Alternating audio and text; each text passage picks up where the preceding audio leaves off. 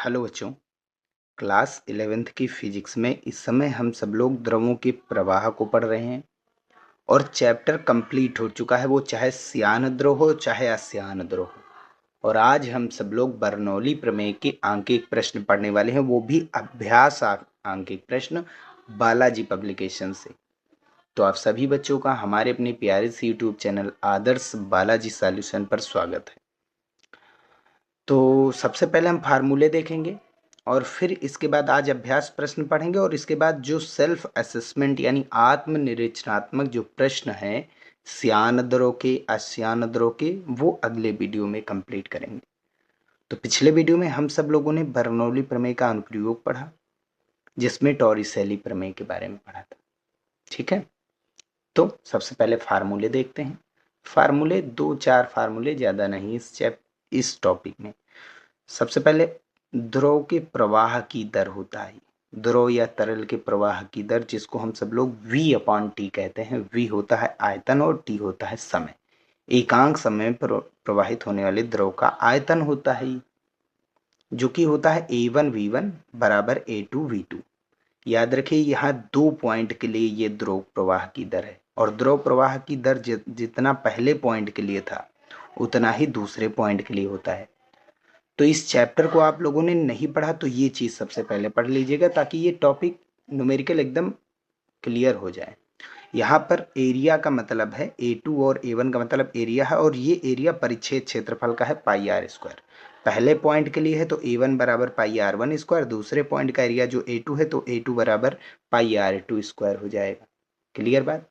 Randomly हर एक point का, अगर प्रत्येक पॉइंट का कहें या किसी एक कोई पॉइंट के लिए कहें, तो V/T का मान AV होगा, यानी उस पॉइंट पर जो एरिया है तुम्हारी नली की, द्रव प्रवाह की जो नली है, ठीक है, धारा रेखी नली जिसको कहते हैं, उसका एरिया और साथ ही साथ वहां पर उसका वेग। ठीक है, तो हर एक पॉइंट के लिए V/T कांस्टेंट होता है, ये चीज याद रखिए। रो बराबर द्रव्यमान बटा आयतन होता है, यानी रो घनत्व होता है, मास अपॉन वॉल्यूम। मास द्रव्यमान, वॉल्यूम यानी आयतन। आयतन बराबर होता है A/L, याद रखना, A/L, ये चीज याद रखना। आयतन अब A/L ही होगा हर बार हर जगह, और m उस ऊपर मास है। अब ये बर्नौली प्रमेय तो हम सब लोग जानते ही हैं। P1 प्लस रो GH1 plus half rho V1 square. P जो होता है वो दाब है, रो है जो द्रव प्रवाहित हो रहा है उसका घनत्व, G ग्रेविटी है, 10 होता है इसका मान, H1 हाइट है, और रो तो घनत्व हो ही गया, V वेग है। ठीक है, ये पहले पॉइंट के लिए है जो ऊर्जा कुल, दाब ऊर्जा, स्थितिज ऊर्जा और गतिज ऊर्जा। और ये दूसरे पॉइंट के लिए P2 प्लस रो GH2 plus half rho V2 square, ये आपस में बराबर होती है। अगर बात करें क्षैतिज तल की, क्षैतिज तल मतलब जितने हाइट पर पहला पॉइंट है उतने हाइट पर दूसरा पॉइंट है, तो H1 और H2 आपस में बराबर हो जाएंगे, और बराबर हो जाएंगे तो ये कैंसिल आउट, तो आ जाएगा P1 plus half rho V1 square बराबर P2 plus half rho V2 square. ये P2 है भैया, ठीक है। अब किसी रैंडमली किसी एक पॉइंट की बात करेंगे तो P प्लस हाफ रो V स्क्वायर बराबर कांस्टेंट होता है। ये बहुत ज़्यादा यूजफुल है, ठीक है, ये BSc MSc तक में पूछा जाता है। अब आगे बढ़ते हैं। अब दाब शीर्ष क्या होता है, ये 2 पॉइंट के लिए गति, ये बर्नौली प्रमेय है ना। अगर रैंडमली एक पॉइंट होता तो P प्लस रो GH प्लस हाफ रो V स्क्वायर आता बराबर कांस्टेंट। और ये जो फार्मूला आया P प्लस रो GH प्लस हाफ रो V स्क्वायर, इसका रो G से भाग करा दीजिए, तो P के बट्टे में रो G जो आएगा वो दाब शीर्ष होगा, और यहाँ पाई पाई जो रो GH है उसका रो G से भाग कराएंगे तो ये H ही आएगा, H ही बचेगा, रो G खत्म हो जाएगा, ये गुरुत्व शीर्ष होता है। और इसका अगर रो G से भाग कराएंगे, रो खत्म हो जाएगा तो बचेगा half V square upon G, या V स्क्वायर अपान 2G, इसको कहते हैं वेग शीर्ष। क्लियर बात। और एक खास बात, इन सभी के मात्रक मीटर ही होते हैं, चाहे आपका दाब शीर्ष हो, चाहे गुरुत्व शीर्ष, चाहे वेग शीर्ष, सभी के मात्रक क्या होते हैं भैया, मीटर होते हैं। ठीक है, चलिए आगे बढ़ते हैं। अब पहला क्वेश्चन देख लेते हैं। अच्छा, इसमें एक और फार्मूला है, वो अभी यूज में नहीं है, और जो कि है V बराबर कल ही जो डेरिवेशन किया था 2GH होता है, बहिस्राव वेग या टॉरिसेली प्रमेय, उसका फार्मूला है। अब फार्मूला हो गए, अब सवाल देखो। पहला प्रश्न देखते हैं, कह रहा है एक क्षैतिज पाइप में जल के प्रवाह का वेग 8 मीटर पर सेकंड है, जल का वेग शीर्ष ज्ञात करना है।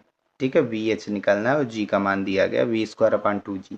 दूसरा है एक क्षैतिज पाइप, क्षैतिज मतलब H1H2 बराबर है, एक क्षैतिज पाइप में जल का वेग शीर्ष दिया गया और जल के प्रवाह का वेग निकालना। तो पहले वाले में वेग दिया गया है, तुमको वेग शीर्ष निकालना, और दूसरे वाले में वेग शीर्ष दिया गया और वेग निकालना है। क्लियर बात? चलिए देखते हैं। तो क्षैतिज के लिए H1H2 बराबर V की वैल्यू दिया गया, G दिया गया, वेग शीर्ष निकालना, वेग शीर्ष को हम VH से लिखेंगे। ठीक है, और ये होता है V²/2G के इक्वल। V कितना हमारे पास 8, स्क्वायर लगा तो 2 बार गुणा अपॉन 2, G की वैल्यू कितनी है 10, 2 चौके 8, 8 चौक 32 होता है ना, और 32 के बटे में 10 आया, यानी 0 की वजह से 0.1 अंक आगे चला जाएगा ना, भाग की वजह से संख्या छोटी होती है जब भाग कराते हैं, तो 0 आगे जाएगा, और मात्रक चाहे जो भी शीर्ष हो सबका मीटर ही होता है। अगले वाले क्वेश्चन में वेग शीर्ष दिया गया, VH दिया गया, आपको V निकालना है। तो वही सेम फार्मूला VH बराबर कितना होता है V²/2G। अब इसका गुणा इधर करा दीजिए, तो V² की वैल्यू कितनी हो गई, V² की वैल्यू होगी VH इंटू 2G। अब वैल्यू डाल देते हैं, V is equals to VH कितना है 1.25 और इंटू 2 है, और H की वैल्यू 10। ठीक है ना भैया? सॉल्व करेंगे, 2 धाम में 20 होता है, और 20 का मल्टीप्लाई 5 से कराइए, 20 पंचे 100 के 0, 10 बचा, और 20 दूनी 40, 40 10 50 के 0, 5 बचा, और 20 एकन 20 और 5 25, कितने अंक आगे 0.2 अंक। क्लियर? V² की वैल्यू कितनी आ गई 25, भाई पीछे लिखने कोई मतलब नहीं, स्क्वायर हटाएंगे रूट लगा, यानी V की वैल्यू आपके पास कितनी मिल गई 5 मीटर पर सेकंड। ये आंसर हो जाएगा। क्लियर है ना? चलिए अब हम क्वेश्चन नंबर 3 की ओर बढ़ते हैं। कह रहा है कि 0.09 पाई मीटर स्क्वायर परिच्छेद क्षेत्रफल के पाइप में जल 1.10 मीटर पर सेकंड की चाल से प्रवाहित हो रहा है। पाइप में जल के प्रवाह की चाल ज्ञात कीजिए यदि कौन कौन से केस कह रहा है। नंबर 1, पाइप का परिच्छेद क्षेत्रफल आधा कर दिया जाए। नंबर 2, पाइप का व्यास आधा कर दिया जाए। पहली बार में जो एरिया है वो आधा किया गया, और दूसरे में जो व्यास है उसको आधा किया गया। चलिए देखते हैं। तो भैया क्वेश्चन में दिया गया है एरिया 0.09 पाई मीटर स्क्वायर पहले वाले पॉइंट के लिए, और जिस पॉइंट पर ये एरिया दिया गया वहां पर द्रव का वेग 1.10 मीटर पर सेकंड है। हमको दूसरे कोई एक दूसरा पॉइंट है, धारा रेखीय नली होता है ना, धारा रेखीय नली में क्या होता है, लीजिए चल गया, ऐसी होती है धारा रेखीय नली, 2 पॉइंट होते हैं, तो फर्स्ट ये सेकंड, यहाँ का दिया गया, यहाँ के लिए फाइंड करना, तो यहाँ का एरिया और व्यास बदल करके V का मान हमको फाइंड करना है। क्लियर है बात? ठीक। पहला वाला केस A2, यहाँ का जो एरिया है वो पहले वाले का आधा हो। ठीक है, अच्छी बात, अगर एरिया कम होगा तो वेग बढ़ेगा। तो इसके लिए हमने फार्मूला पढ़ा है कि जो A1 V1 होता है, अविरतता का सिद्धांत, वो A2 V2 के बराबर होता है। ठीक है, A1 V1 बराबर A2 हमारे पास कितना है A1/2, आधा है ना, और V2 निकालना है A1/2, A1 से A1 खत्म, इसका मल्टीप्लाई इधर से करा दीजिए, V2 बराबर कितना हो जाएगा 2V1, और V1 हमारे पास भैया पहले से दिया गया है 1.1, सॉल्व करेंगे 11 दूना 22, यानी 2.2 मीटर पर सेकेंड आ गया आंसर ये। ठीक है, ठीक। अब आगे बढ़ते हैं। सेकंड वाले केस में व्यास को आधा किया गया है। चलिए पढ़ते हैं। यहां पर भी वही फार्मूला, A1 V1 बराबर A2 V2। अच्छा एक काम और कर सकते हैं, यहाँ का जो व्यास आधा किया, पहले हम R2 निकालते हैं, यहाँ की त्रिज्या R2 बराबर क्या होगा D2 का आधा, और हमारे पास D2 कितना है यहाँ पर किए दे रहे हैं D2 कितना है, व्यास का आधा त्रिज्या होती ना, यहाँ का व्यास D2, यहाँ की त्रिज्या R2, और जो D2 कितना है, D1 बाई 2, और 2 पहले से ही यहाँ पर बटे में था, तो ये कितना आ गया, D1 बाई 4। अब D1 क्या है, D1 जो पहला वाला जो दिया गया एरिया, इसका व्यास है, पहला वाला जो पॉइंट है इसका व्यास है, तो D1 बराबर हम रख सकते हैं, D1 यहाँ की त्रिज्या क्या है, R1, और यहाँ की त्रिज्या अगर R2 नाम दी, तो D1 बराबर 2R1 होगा, और अपान में कितना है 4, 2 एकन 2, 2 दूनी 4। भाई व्यास त्रिज्या का 2 गुना होता है ना, व्यास बराबर 2R और त्रिज्या बराबर होता है व्यास बटा 2, हो जाएगा। तो ये क्या आ गया, R1 का आधा।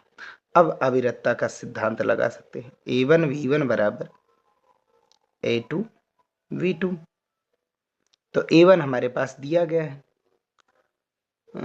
रख सकते हैं, या फिर कहो तो थोड़ा यहाँ से फार्मूला लगाए, पाई R1 स्क्वायर, क्या R1 दिया गया, नहीं दिया गया, एरिया दिया गया है, तो यही करते हैं, सही रहेगा कि हम A1 और A2 डाल देते हैं। ठीक है, A2 की वैल्यू निकाल लेते हैं, A2 की वैल्यू निकाल लेते हैं, तो उसी से हम अच्छा रहेगा, आ जाएगा आंसर भी, है ना भैया। तो यहाँ का एरिया पाई R2 स्क्वायर हो जाएगा, और इंटू में V2। अच्छा, यहाँ पर V1 भी बचा, पाई से पाई खत्म करिए, R2 बराबर कितना है, R1 बाई 2, तो R1 का स्क्वायर बटे 2 दूनी 4, भाई स्क्वायर रखना है ना, और इधर कितना है, R1 square into V1, R1 square से R1 स्क्वायर कैंसिल, इसका इधर मल्टीप्लाई, V2 बराबर कितना हो जाएगा, 4V1, V1 हमें दिया गया 1.1, डाल दीजिए यहाँ पर, 4 इंटू 1.1, 11 चौक 44 होता है, तो V2 की वैल्यू कितनी आ गई, 4.4 मीटर पर सेकेंड। याद रखिए जो आंसर है उसमें इन्होंने वेग 1 मान करके रख दिया है आंसर, बाकी हमारा यही सही होगा। ठीक है भैया। क्वेश्चन नंबर 4 की ओर बढ़ते हैं। क्या कह रहा है, एक असमान परिच्छेद की क्षैतिज नली, क्षैतिज नली है तो जाहिर सी बात है कि ये किसी समतल पर पाइप है, पाइप का पहला सिरा जितनी ऊंचाई पर है उतनी ही ऊंचाई पर दूसरा सिरा है, यानी H1 और H2 आपस में बराबर है। जल प्रवाहित हो रहा है, ठीक है, जल प्रवाहित हो रहा है, ये भी याद रखिए। एक स्थान पर नली की त्रिज्या जो 0.3 मीटर है, एक कोई रैंडमली वहां पर असमान परिच्छेद नली यानी धारा रेखीय नली लेनी है, एक जगह की त्रिज्या दी गई है 0.3 मीटर, और वहां पर जल का वेग 1 मीटर पर सेकंड है। दूसरे स्थान पर जल का वेग क्या होगा सेकंड पॉइंट पर, जबकि नली की त्रिज्या 0.15 मीटर दी गई है। ठीक है, तो क्वेश्चन में एक धारा रेखीय नली ऐसी, और इसमें 2 पॉइंट है, एक पॉइंट 1 है और दूसरा पॉइंट 2। पॉइंट 1 की जो त्रिज्या है वो R1 है और वेग यहाँ का V1, पॉइंट 2 की त्रिज्या R2 और वेग यहाँ का V2, और इसमें क्या प्रवाहित हो रहा है भैया, द्रव प्रवाहित हो रहा है।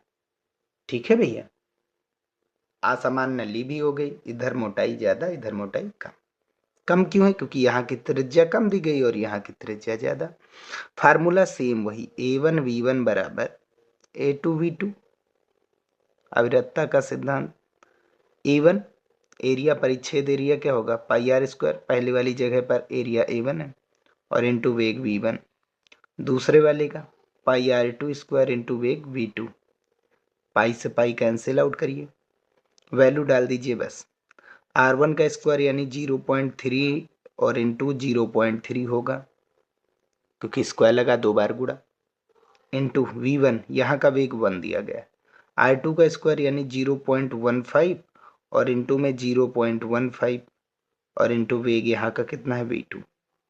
क्लियर, पॉइंट हटाओ, पॉइंट हटाया, पॉइंट के बाद 2 जीरो, यहाँ 1 जीरो बढ़ जाएगा, 15 एकन 15 दूना 30, ऐसे यहाँ दशमलव बाद 2 अंक, यहाँ दशमलव के बाद 1 अंक, तो 1 जीरो बढ़ेगा, 15 एकन 15, 15 दूना 30, V2 की वैल्यू यहाँ से 2 दूनी 4 मीटर पर सेकंड हो जाएगी, 2 दूनी 4 हो गया।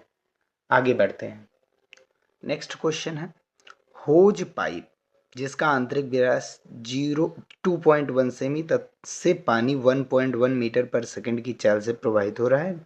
नोजल का व्यास क्या होना चाहिए यदि इससे पानी 4 मीटर पर सेकंड की चाल से निकल रहा हो? तो एक होज पाइप है, यानी एक जगह का सिरा मोटा है और एक जगह का सिरा पतला है, ठीक है। उसमें एक जगह का पहले वाले पॉइंट का व्यास दिया गया और वहां पर वेग दिया गया, दूसरे वाले पॉइंट का व्यास बताना है आपको, जबकि वहां का वेग दिया गया 4 मीटर पर सेकंड है। तो क्वेश्चन नंबर 4 का जस्ट उल्टा ही है। अब ध्यान से समझिए, व्यास दिया गया पहले वाले पॉइंट का, तो वहां से त्रिज्या निकालेंगे r1 बराबर d1/2, यानी कि d1 तुम्हारा 2.1/2 सेंटीमीटर आ जाएगा। v1 पहले से ही दिया गया है। क्लियर है भैया? ठीक। तो अविरतता का सिद्धांत लगाते हैं फिर से। क्या होता है कि जो a1 v1 होगा वो बराबर होगा सेकंड वाले के a2 v2 के, ठीक। एरिया क्या होता है पाई r1 स्क्वायर, पहले वाली जगह का वेग v1, दूसरी वाली जगह का एरिया परिच्छेद एरिया पाई r2 स्क्वायर, क्योंकि वहां की त्रिज्या r2 है, पाई से पाई खत्म। r1 कितना है हमारे पास 2.1/2 और इनटू में 2.1/2, v1 हमारे पास कितना है 1.1। अब r2 स्क्वायर आपको फाइंड करना है, ठीक है। r2 निकालेंगे तभी तो उससे व्यास आएगा और इनटू में 4 दिया गया है, ठीक। अब इसको बटे में ले जाइए तो ये कितना हो जाएगा आपके पास r2 स्क्वायर बराबर,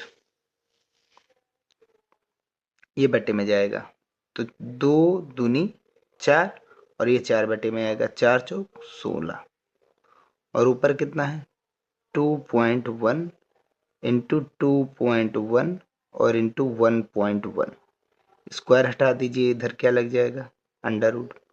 अब जिसका पेयर बन रहा है वो बाहर आ जाएगा रूट के, 2.1 बाहर, 16 का स्क्वायर रूट कितना होता है 4 होता है और इंटू में कितना बचा 1.1 का रूट, 1.1 का रूट, 1.1 को हम लिख सकते हैं 1 प्लस 0.1, तो यहाँ 1 लिखा तो 1 का स्क्वायर रूट 1 ही होता है, प्लस लगा, प्लस जो लिखा है उसको ऊपर कर दीजिए, स्क्वायर रूट की वजह से 2 बटे में आ जाएगा और इंटू में ये 1, सॉल्व कर दीजिए, ये 0 1 ऐड करके 1.05 आएगा, 1.05।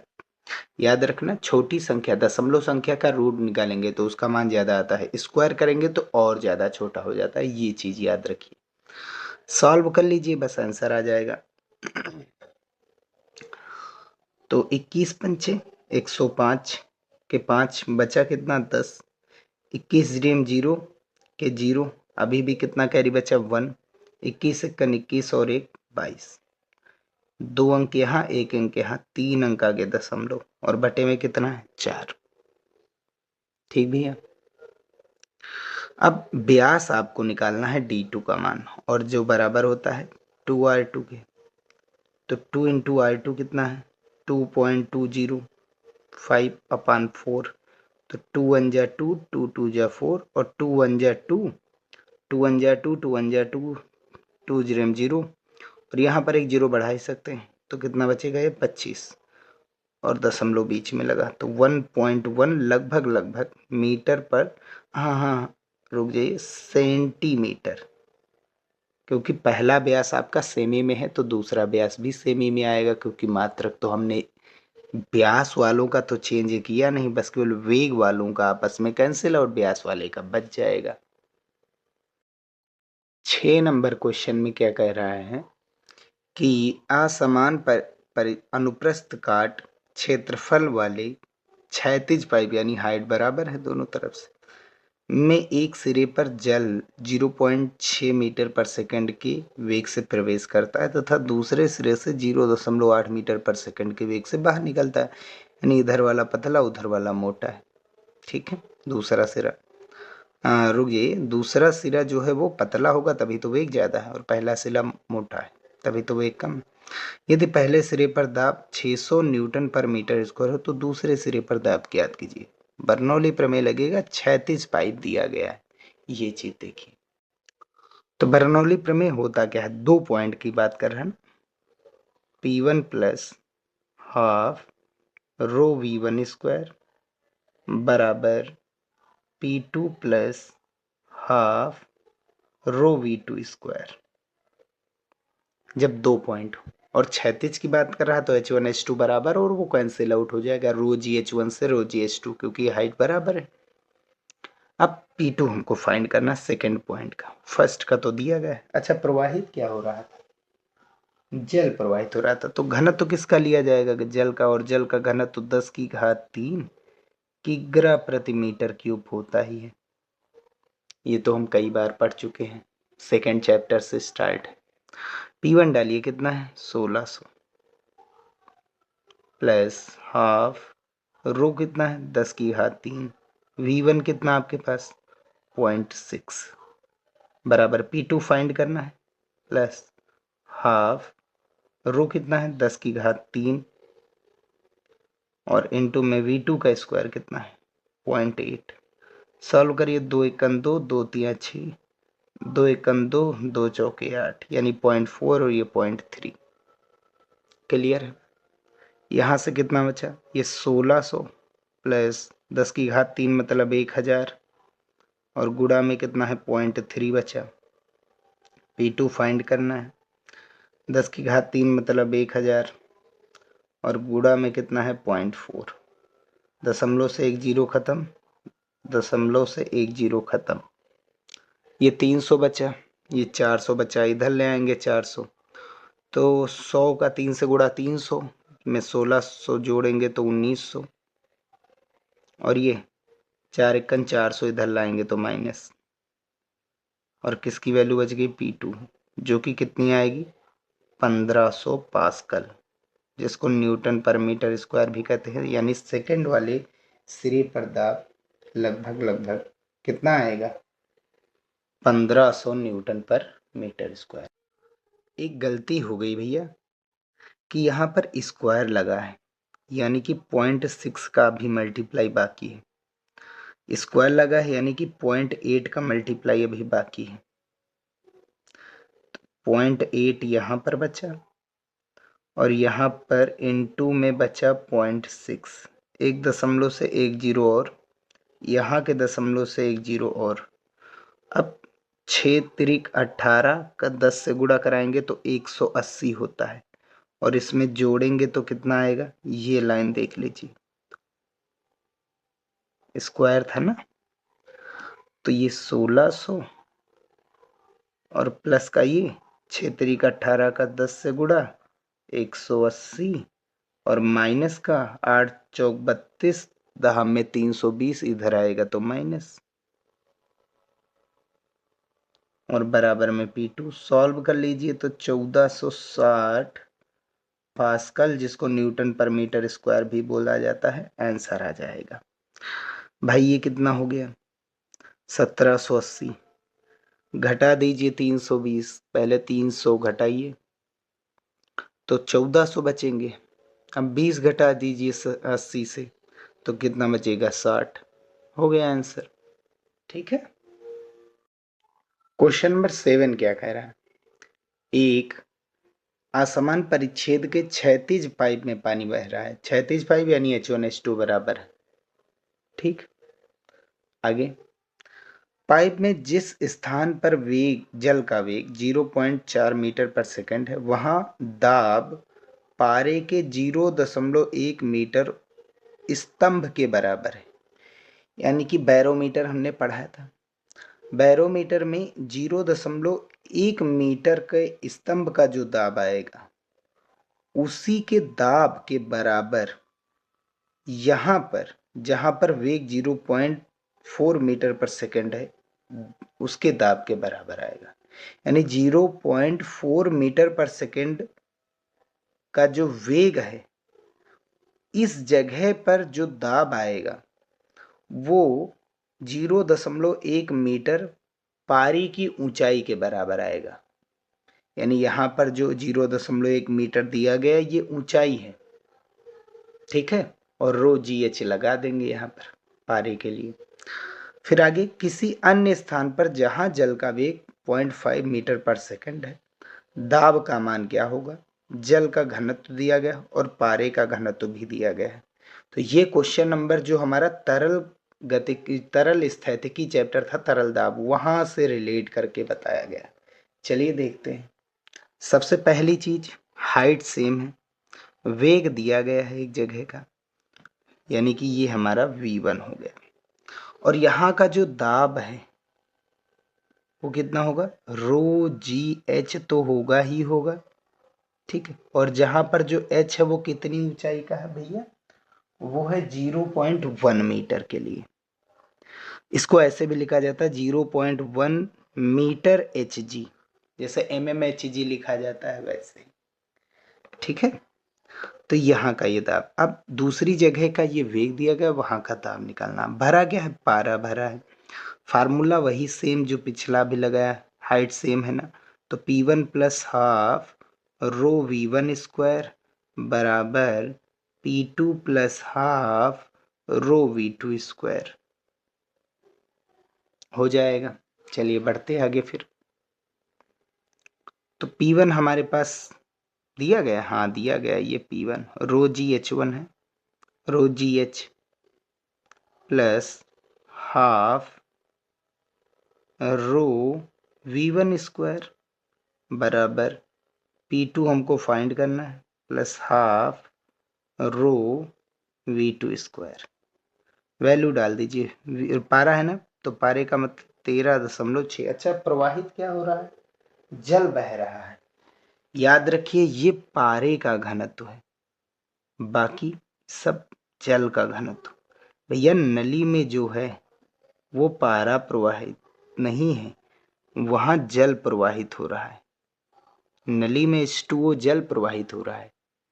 पारे के स्तंभ की जो ऊंचाई है 0.1 मीटर की, जो ऊंचाई पारे में स्तंभ की जो ऊंचाई है 0.1 मीटर की, उसका जो दाब आएगा वो आपका P1 है। तो ये 13.6 गुणे 10 की घात 3, और जी का मान हम 10 रख रहे हैं, और हाइट हमें दी गई यहाँ पर कितनी? 0.1 मीटर। हाफ रो, ये वाला रो आपका जल का है जो प्रवाहित हो रहा है। यहाँ पर ये वाला जो दाब के सूत्र लगाए रो जी एच, यहाँ पर रो केवल यहाँ पारे का रखना है। रो जल का 1000 होता है, यानी 10 की घात 3। V1 स्क्वायर वेग कितना है? पहले वाले स्थान पर 0.1, यहाँ स्क्वायर लगा तो अब की बार 2 बार गुणा हो गया। P2 फाइंड करना है, हाफ रो कितना? 10 की घात 3 V2 स्क्वायर। V2 कितना हमारे पास? 0.5 इंटू 2 बार गुणा 0.5, ठीक है। चलिए आगे बढ़ते हैं, सॉल्व कर लेते हैं। तो ये हमारा 13.6 गुणा 10 की घात, भाई 0 से दशमलव खत्म ये, ठीक। 10 की घात 3 ये बचा ही है, प्लस हाफ, कैंसिल आउट कर दो, 2 दूनी 4, दशमलव से 1 जीरो खत्म, इस वाले दशमलव से 1 जीरो खत्म। यहाँ पर दशमलव कितने हैं? 2, तो 2 जीरो खत्म, केवल 1 जीरो बचेगा, और 2 एकम 2, 2 पंची 10 हो जाएगा। क्लियर बात? भाई दशमलव की वजह से 2 जीरो खत्म हो गए, 3 जीरो थे, कितने बचे? 1 जीरो, यानी कि 10 बचा। 2 एकम 2, 2 पंची 10, यहाँ पर ये खत्म ही हो गया। अब 2 चौके 8, धाम में 80 होता है। अब इससे 50, 25 पंचे 125, इधर ले ये माइनस का। अब इधर कौन बचा? केवल P2। अब इसको सॉल्व कर लेते हैं। इसको हम क्या लिख सकते हैं? 13.6 गुणा 10 की घात कितना है? 3, मतलब कितने जीरो? 3 जीरो, जीरो से दशमलव खत्म। अब ये प्लस का 80। अच्छा, इसको सॉल्व कर लेते हैं, माइनस का बचेगा, 125 से घटाइएगा तो 45 बचा। भाई 20 इधर और 25 उधर, 45, तो माइनस का 45 बच रहा है ये। अब ये कितना हो गया? 13,600, और माइनस का ये 45, घटा दीजिए, P2 की वैल्यू कितनी आ जाएगी?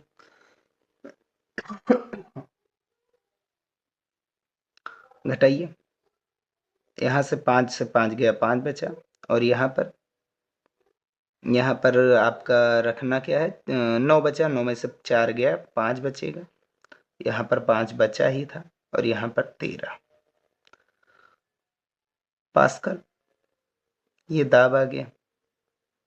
लेकिन दाब का भी मान ऐसे ही निकाल करके लाना है, तो इसके लिए क्या करते हैं, सेम वही चीज, P2 बराबर रो जी एच लगा देते हैं, यहाँ पर H2 रखते हैं, किसके लिए, पारे के लिए, Hg, और बराबर कितना हो गया, 13.5, जो कि लगभग 6 ही है, और गुणा में कितना है 10 की घात, भाई दशमलव यहाँ है, 3 अंक आगे लाइए, ठीक। अब ये 5 है, तो लगभग हमने 6 कर दिया, ठीक है। अब यहाँ जी की वैल्यू कितनी है 10, और इनटू में कितनी, हाइट आपको निकालनी,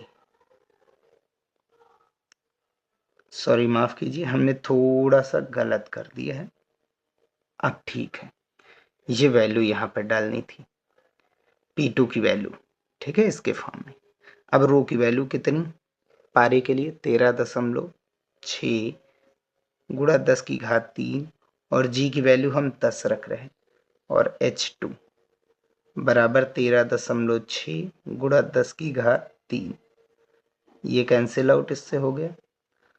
अब H2 बराबर 1/10 आया, 1/10 का मतलब क्या हुआ, 0.1 मीटर लगभग हुआ कि नहीं, तो 0.1 मीटर Hg का जो दाब होगा, लगभग 0.1 तो नहीं है, ये 0.009 है, अप्रोक्सीमेट में है इतना, क्योंकि जी की वैल्यू भी हमने 10 डाली है, तो सॉल्व करेंगे इतना, और यहाँ पर भी वैल्यू घटाई बढ़ाई है, तो लगभग आप रखेंगे तो आंसर ये भी सही है,